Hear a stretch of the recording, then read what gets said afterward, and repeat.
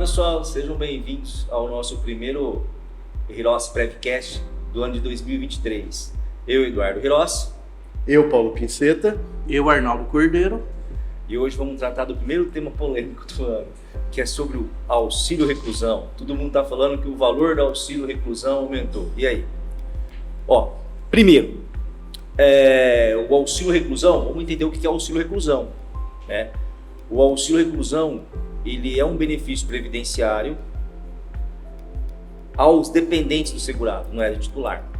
Tá? É o primeiro que a gente vai fazer. Quem pede auxílio reclusão não é o recluso, mas sim seus dependentes. Daí tem qualificação de dependentes. E é interessante, Edu, informar os ouvintes que quando for fazer o pedido, tem que fazer no meu INSS de quem?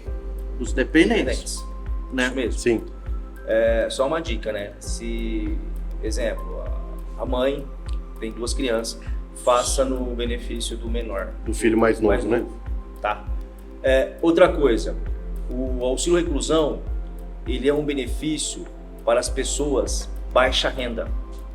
É aí que veio a polêmica, tá? O valor do auxílio reclusão, se cumprir, configurar todos os requisitos, é um salário mínimo, tá? Só que, para ter direito, vai ter que a qualificadora baixa renda. O que é baixa renda? Como que o INSS vai calcular a baixa renda? O baixa renda é um valor que ele é publicado todo ano pelaquela portaria interministerial. Esse ano é na faixa de 1.700 e pouco. Mas como é feito esse cálculo? Pega as contribuições dos últimos 12 meses, faz a média. Se fizer a média das contribuições, exemplo, faz a média das 3 contribuições aí que deu abaixo dessa portaria, deu abaixo de 1.700. Daí o segurado ele se enquadra como baixa renda.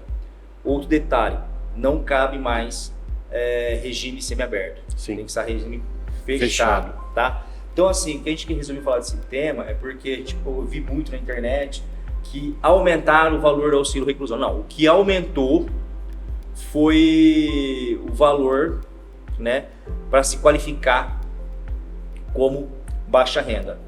Se eu não me engano, não sei se vocês têm na internet aí, mas é 1.700 e pouquinho para esse ano. Então o valor do auxílio reclusão não é 1.700. O que é 1.700 é o critério, de avaliação. Baixa renda. Exatamente. 1.754 tá? E o valor é de salário mínimo. A partir de quando começou a ser auxílio reclusão no valor de salário mínimo? A partir da emenda funcional.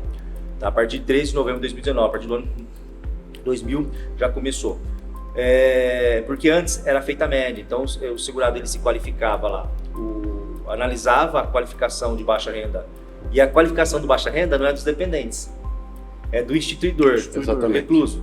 Pegava o CNIS do recluso lá, verificava se ele se configurava com baixa renda, tá? Por exemplo, ele trabalhou no último mês, ele teve um salário de R$300, só que a média era como se fosse feito pela pensão. A média era feita de julho de 94 até a DER, considerando os 80% do maior salário de contribuição. Então tinha auxílio reclusão que era muito alto, tinha auxílio reclusão que era próximo ao teto, tá bom? Agora mudou com a emenda constitucional 103, agora é fixado em salário mínimo. Outra coisa também que tomar cuidado, o auxílio reclusão agora exige carência, tá? 24 meses de carência. Começou a partir, deixa eu dar uma olhada aqui, ó. Eu salvei, foi em 2019, que a lei de 2019, a qualificadora carência, tá? Foi com a lei? 18 de janeiro de 2019. E qual a data da cessação do benefício? Na soltura dele, né? Do recluso. O auxílio reclusão ele precisa ser atestado de cada 3 meses. Então, quem é dependente, quem está recebendo auxílio reclusão dependente, ele precisa apresentar o atestado de cárcere de cada 3 meses para o INSS, senão o INSS suspende o benefício. Inclusive, como uma dica também, quando for solicitar o benefício, solicitar o atestado de cárcere para você juntar no requerimento, né? Para você comprovar que ele está no regime fechado. Só um detalhe, o atestado de cárcere depois que foi concedido, é para comprovar que ele permanece preso. Só que para você pedir o benefício, eles utilizam a certidão de objeto e pé. Certidão de objeto e pé, né? Isso mesmo, tá? São coisas distintas. O INSS, se você juntar só o atestado de cárcere, o INSS vai pedir. E a nomenclatura correta é certidão de permanência prisional, né? Que você, ou o advogado, ou o próprio dependente entra em contato com a unidade prisional e solicita via e-mail ou por telefone, e eles enviam via via Correios ou por e-mail e junta no meu INSS. Eduardo, quando o segurado, né, ele perdeu a qualidade de segurado, as 24 contribuições que é exigida aí para solicitar para ter direito ao auxílio reclusão, ele precisa contribuir por mais quanto tempo para ele recuperar a qualidade dele?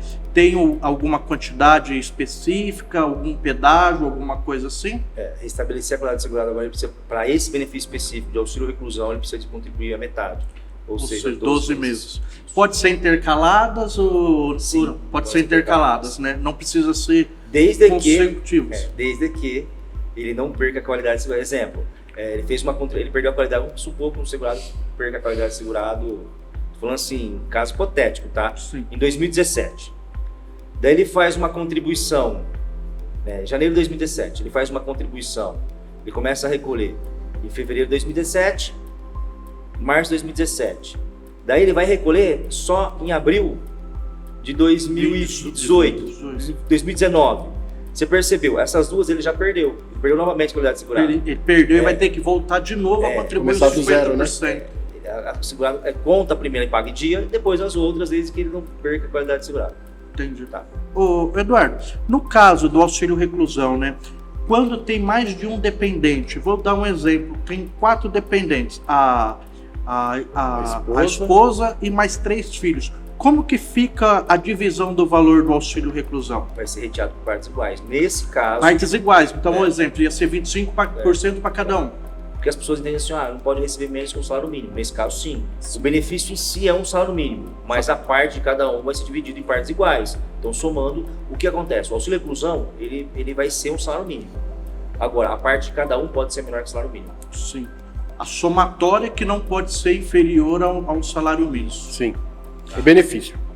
Quem está recebendo auxílio reclusão também não pode receber auxílio doença, né? Tem que deixar bem claro. Exatamente. E na hora de fazer o requerimento, faz no nome de um exemplo. Nesse mesmo caso, eu tenho a esposa e mais 3 filhos menores.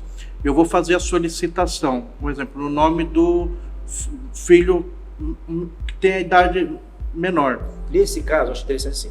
O que eu sugiro quando eu quis dizer para fazer no nome do menor? Exemplo, a mãe já não convive mais com o pai, então dependente exclusivamente os filhos menores. Nesse caso, faça sempre no nome, igual pensão também, no filho mais novo. Tá? Não preciso fazer um para cada um, não. Faço um só e especifico os dependentes. Isso. Quando é mesmo representante legal. Exemplo, o segurado ele teve 2 famílias, né? Daí são representantes legais diferentes. Daí cada um vai ter que fazer o seu benefício. Entendi. Tá.